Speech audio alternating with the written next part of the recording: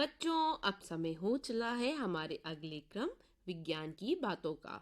और आज इस क्रम में हम जानेंगे मोबाइल से निकलने वाली तरंगे और उनके दुष्प्रभाव के बारे में। और इस विषय पर हमें जानकारी देंगी कविता सक्सेना। तो आइए इसी के साथ सुनते हैं ये वार्ता। नमस्कार दोस्तों, मैं कविता सक्सेना आज आपको मोबाइल से निकलने वाली तरंग के दुष्प्रभाव के बारे में कुछ अहम बातें बताना चाहूंगी। आज के दिन ऐसा शायद ही कोई होगा जिसके पास मोबाइल फोन ना हो। हर किसी व्यक्ति के पास मोबाइल फोन होना एक आम बात है, क्योंकि मनुष्य इसका आदी हो चुका है। पर हमें मोबाइल फोन का इस्तेमाल करते करते ये भी ध्यान रखना पड़ेगा कि मोबाइल फोन के फायदे और उसके नुकसान क्या क्या है। मोबाइल फोन ने मनुष्य के एक दूसरे से जुड़ने के तरीके को पूरी तरह से बदल डाला है। मोबाइल फोन के ना होने पर आज का मनुष्य एक सेकंड के लिए भी अपना कार्य पूर्ण नहीं कर सकता। सही नजरिए से अगर हम सोचें तो ये मनुष्य द्वारा और मनुष्य के लिए एक अभूतपूर्व आविष्कार है। लेकिन हर कोई ये बात तो जानता ही है कि इस पृथ्वी में जिस भी चीज से मनुष्य को लाभ होता है, उसी चीज से उसे हानि भी होती है। मोबाइल की कनेक्टिविटी के लिए हमें मोबाइल टावर पर निर्भर रहना पड़ता है, जबकि न केवल मोबाइल के अपितु मोबाइल टावर के भी हेल्थ को लेकर बहुत सारे नुकसान हैं। तो आइए अब जानें कि मोबाइल से निकलने वाली तरंगों के नुकसान क्या क्या हैं। तो आपका ये जो सेलफोन है, ये रेडियो वेव्स के आधार पर चलता है। आपको लगता होगा कि आपका सेलफोन जब ऐसे ही पड़ा है, यानी जब हम उसे इस्तेमाल नहीं कर रहे होते, तो ये काम नहीं कर रहा। जी नहीं, ये हर 30 से 40 सेकंड में एक रेडियो वेव भेजता है हवा में एंटेना की तरफ। तो इस तरह ये आपका फोन हर वक्त काम कर रहा होता है। मोबाइल से निकलने वाली ये रेडियो वेव्स मनुष्य की सेहत को बहुत ज्यादा नुकसान पहुंचाती हैं, जैसे कि अत्यधिक थकान, नींद का नहीं आना यानी अनिद्रा, तनाव की समस्या, ध्यान केंद्रित नहीं कर पाना, जो कि आजकल के बहुत सारे बच्चों में ऐसा पाया जाता है, स्वभाव में चिड़चिड़ापन आ जाना, याददाश्त का कमजोर होना, लगातार सरदर्द होना, दिल की धड़कन बढ़ना, पाचन क्रिया पर असर और सबसे ज्यादा कैंसर का खतरा बढ़ने की समस्या। हम अगर अपनी जिंदगी में कुछ छोटे छोटे बदलाव कर लें तो काफी हद तक इस समस्या का समाधान हो सकता है। जैसे कि अगर आपको आदत है अपना मोबाइल फोन ऑन करके सिरहाने पे रख के सो जाने की, ये बिल्कुल गलत आदत है। इसे इसी वक्त तोड़ दीजिए। जब आप सोते हैं तो आप अपना फोन दूर रखिए। अगर चार्जिंग पे भी रखते हैं तब भी अपने फ़ोन को दूर रखिए। और अगर आपको अलार्म लगाना है अपने फ़ोन में तो फ़ोन को एयरप्लेन मोड में ऑन रखिए।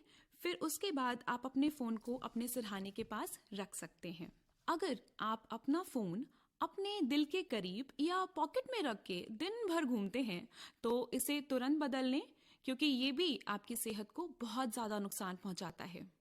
आप अपना फोन किसी बैग में भी रख सकते हैं, जिससे आपका फोन आपके शरीर से दूर रहेगा। मोबाइल फोन के मैनुअल में भी लिखा होता है कि आपके शरीर से और मोबाइल के फोन के बीच में कम से कम 5 से 8 दफन इंच का अंतर होना चाहिए। इसका मतलब है कि हम जो फोन कान में चिपका के लंबी लंबी बातें करते हैं, वो भी हमें बहुत नुकसान पहुंचाता है। आपने भी महसूस किया होगा कि जब हम फोन पे बहुत लंबी बात करते हैं तो हमारा फोन गर्म होने लगता है। उससे हमारे कान के और गाल के जो सॉफ्ट टिश्यूज होते हैं उन पे बहुत बुरा असर पड़ता है। तो अगर आपको फोन पे लंबी बात करनी ही है तो आप अपने हेडफोन के माध्यम से भी लंबी बात कर सकते हैं। अक्सर हम फ़ोन कॉल्स अपनी गाड़ी से करते हैं कि चलो हम खाली बैठे हैं तो अपना ये वक्त हम इस्तेमाल कर लें, पर इससे भी हमारी सेहत को बहुत नुकसान पहुंचता है। जब हम गाड़ी में होते हैं तो ये जो मेटल की शीट हमारे इर्द गिर्द होती है वो माइक्रोवेव अवन के जैसे काम करती है। तो ये जो रेडियो वेव्स हैं ये टकरा के वापस आती हैं और उससे आपकी गाड़ी में रेडिएशन और तेज हो जाता है। एक और बहुत ज़रूरी बात कि आप अपना फ़ोन बच्चों को मत दें, खेलने के लिए भी नहीं, क्योंकि उनके दिमाग की जो हड्डी होती है वो बहुत ही पतली और नाजुक होती है। तो ये जो रेडियो वेव्स हैं, ये आपके बच्चे के दिमाग से गुजरती हैं। इसलिए अफसोस करने से बेहतर है सुरक्षित रहना। इसलिए मेरे प्यारे बच्चों, मेरी ये सलाह है आपसे कि आप अपने फ़ोन से दूर रहें और फ़ोन पे गेम्स, वीडियो गेम्स वगैरह खेलने की बजाय आप बाहर जाकर कुछ अच्छे वाले गेम्स खेल लें। जब आपके फ़ोन पर सिग्नल कमज़ोर हो, तब आप अपना फ़ोन इस्तेमाल मत कीजिए, क्योंकि उस वक्त आपका फ़ोन बहुत रेडिएट कर रहा होता है। वो रेडियो वेव्स एंटीना को ज़ोरों से ढूंढ रही होती हैं, जिससे आपको कनेक्टिविटी मिल पाए। तो ऐसे वक्त में आप अपना फ़ोन इस्तेमाल मत कीजिए। आप अगर गौर करें तो देखेंगे कि जिस क्षेत्र में मोबाइल टावर की संख्या अधिक होती है, वहां अब पक्षी भी कम होते जा रहे हैं, क्योंकि इन रेडियो वेव्स से न केवल हम लोगों पर अपितु जानवरों पर भी बहुत बुरा प्रभाव पड़ता है। International centre for radio science के विशेषज्ञों की माने तो 9 से 1800 मेगाहर्ट्ज लो फ्रीक्वेंसी में उड़ने वाले पक्षियों का अस्तित्व खतरे में है। वर्तमान समय में दुनिया में पक्षियों की करीब 9,900 ज्ञात प्रजातियां हैं और अब तक पक्षियों की 128 प्रजातियां विलुप्त हो चुकी हैं। आप लोगों को एक बहुत छोटी सी प्यारी सी चिड़िया, जिसे हम गौरैया बुलाते हैं, वो तो याद होगी ही, जो आमतौर पर हर जगह पाई जाती थी, पर अब वो भी विलुप्ति के कगार पे है। साथ ही साथ मधुमक्खियां भी अब कम होने लगी हैं। बर्ड लाइफ इंटरनेशनल के मुताबिक एशिया महाद्वीप में पाई जाने वाली पक्षियों की 2700 प्रजातियों में से 323 प्रजातियां विलुप्ति की कगार पर हैं। एक शोध में पाया गया है कि रेडिएशन के चलते कौओं की संख्या में 30% तक की गिरावट दर्ज की गई है। दूसरे अन्य पक्षियों की आवाज में भी दिक्कतें पैदा हो रही हैं। तो ये थी कुछ अहम ध्यान देने योग्य बातें।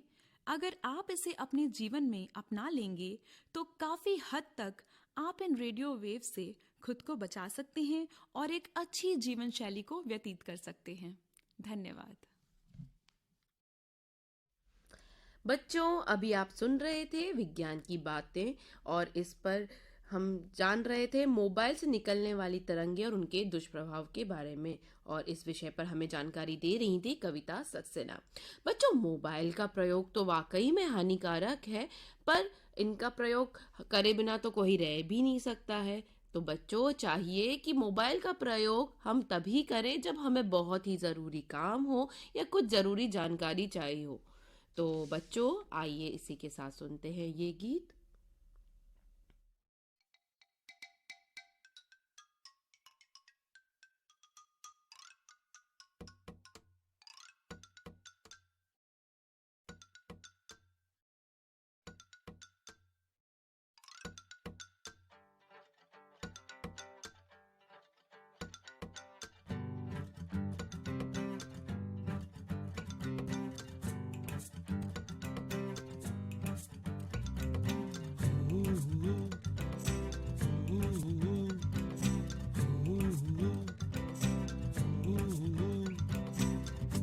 बहुत सिंपल है, गोल गोल मत बोल,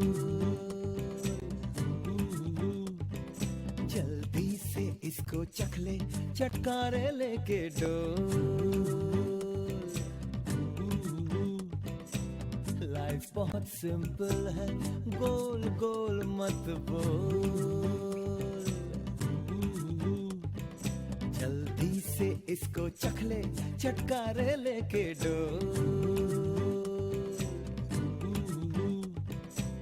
मासूमियत का मौसम, दोस्तियों की धूप, रिश्तों के निकले पर है, कलियों का है रूप।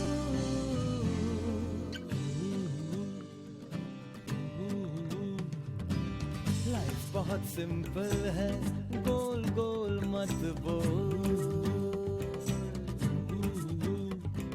जल्दी से इसको चख ले, चटकारे लेके डोल।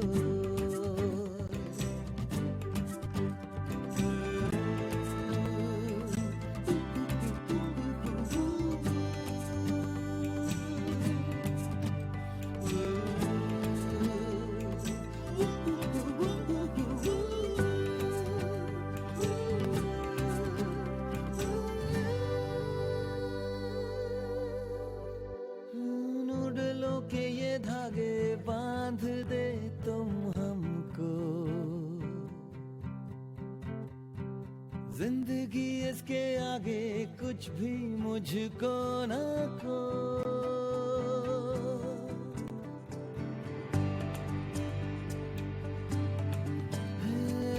नूडलों के ये धागे बांध दे तुम हमको। जिंदगी इसके आगे कुछ भी मुझको ना को। बचपन की ये सवारी यूं ही चलती रहे। बस यारों की यारी की शम्मा जलती रहे।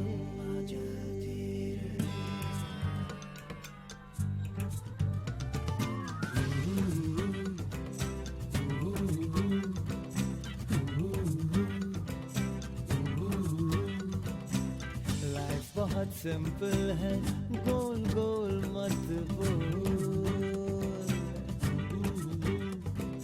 जल्दी से इसको चख ले, चटकारे लेके डोल। लाइफ बहुत सिंपल है, गोल गोल मत बोल। जल्दी से, अरे जल्दी जल्दी से, जल्दी से इसको चख ले, चटकारे लेके डोल।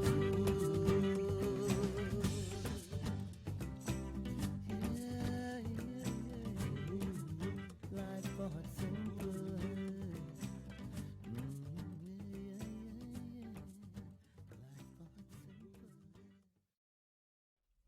वाकई बच्चों, लाइफ बहुत सिंपल है। तो लाइफ में हमें चाहिए कि हम खूब सारी पढ़ाई करें और बच्चों खूब सारा खेल भी खेलें, और साथ ही साथ बच्चों घूमना भी तो ज़रूरी है ना। तो बच्चों, इसी के साथ हम समय हो चला है हमारे अगले क्रम पर्यटन स्थल का। और आज इस क्रम में हम बात करेंगे छत्तीसगढ़ के बहुत ही मशहूर राजिम मेले के बारे में।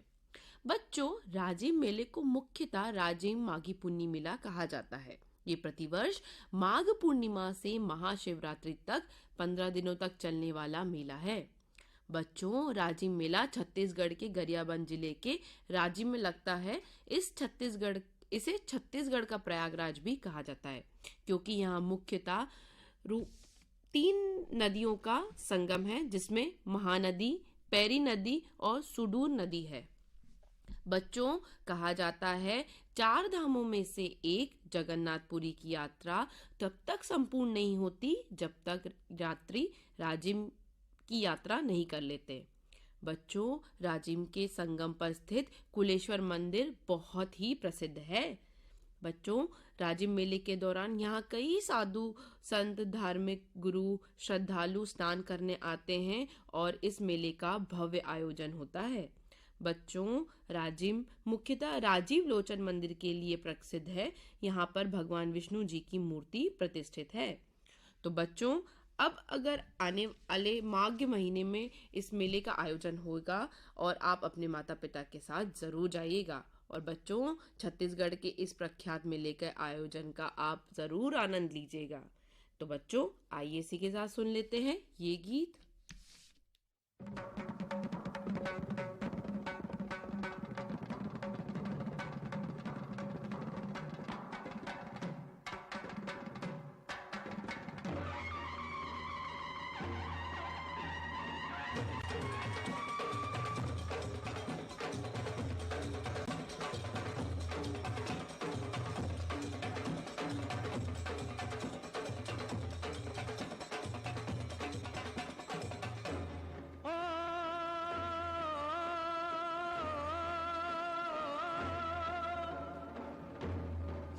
पे मुकुट सजे, मुख पे उजाला, मुख पे उजाला।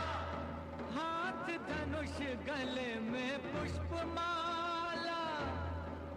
हम दास इनके, ये सब के स्वामी। अनजान हम ये अंतर्यामी। शीश झुकाओ, राम गुण गाओ, बोलो जय विष्णु के अवतारी।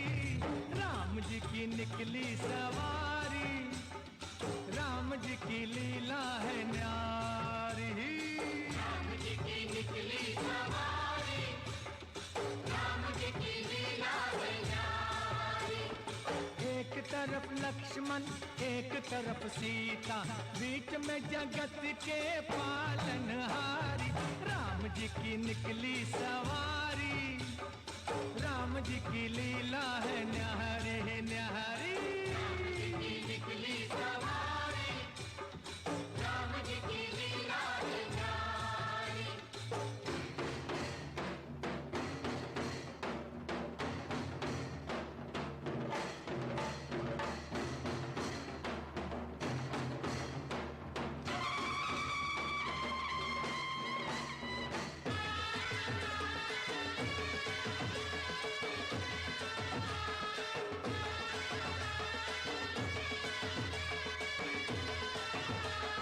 धीरे चला रथ ओ रथ वाले, तोहे खबर क्या ओ बोले भाले। तोहे खबर क्या ओ बोले भाले। एक बार देखे जीना भरेगा, 100 बार देखो फिर जी करेगा। व्याकुल पड़े हैं कब से खड़े हैं, व्याकुल पड़े हैं कब से खड़े हैं। दर्शन के प्यासे सब नर नारी, राम जी की निकली सवारी, राम जी की लीला है न्यारी न्यारी। राम जी की निकली सवारी, राम जी की लीला है न्यारी।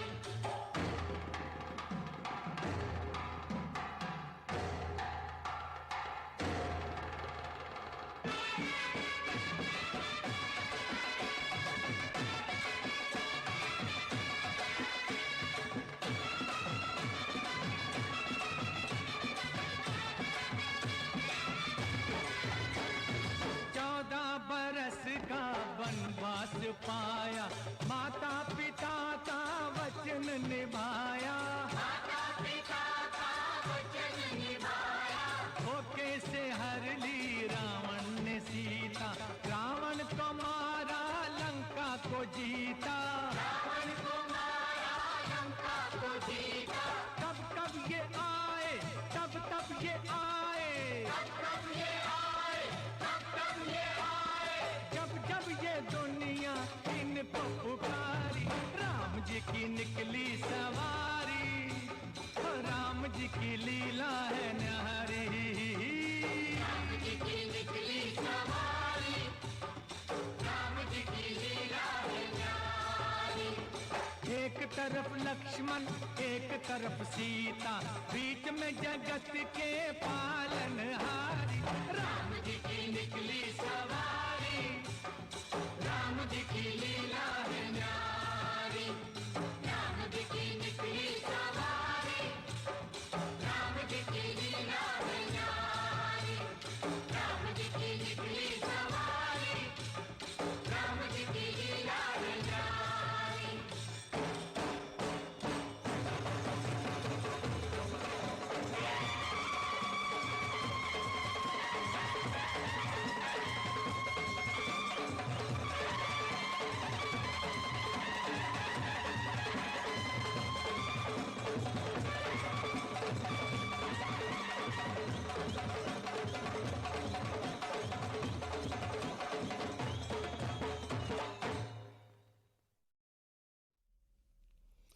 बच्चों, वैसे तो घड़ी की सुइयां धीरे धीरे इशारा कर रही हैं आपसे विदा लेने का, पर जाने से पहले कुछ बातें जरूर हो जाए।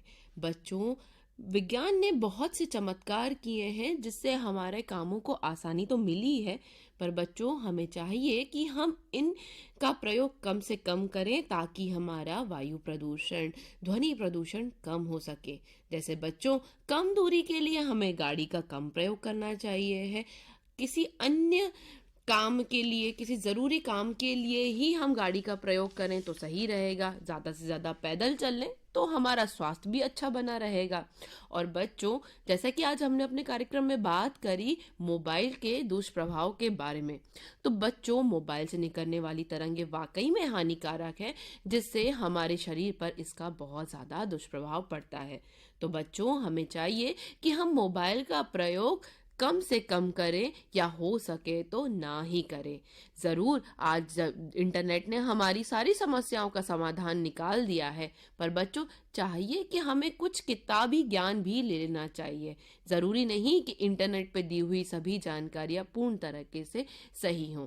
तो बच्चों, आपको चाहिए कि आप ज़्यादा से ज़्यादा खेल कूद में ध्यान लगाएं, कुछ अदर एक्टिविटीज़ करें, जैसे बाहर आउटडोर पे जाके खेलें, घर के कामों में अपने माता पिता का भी साथ दें।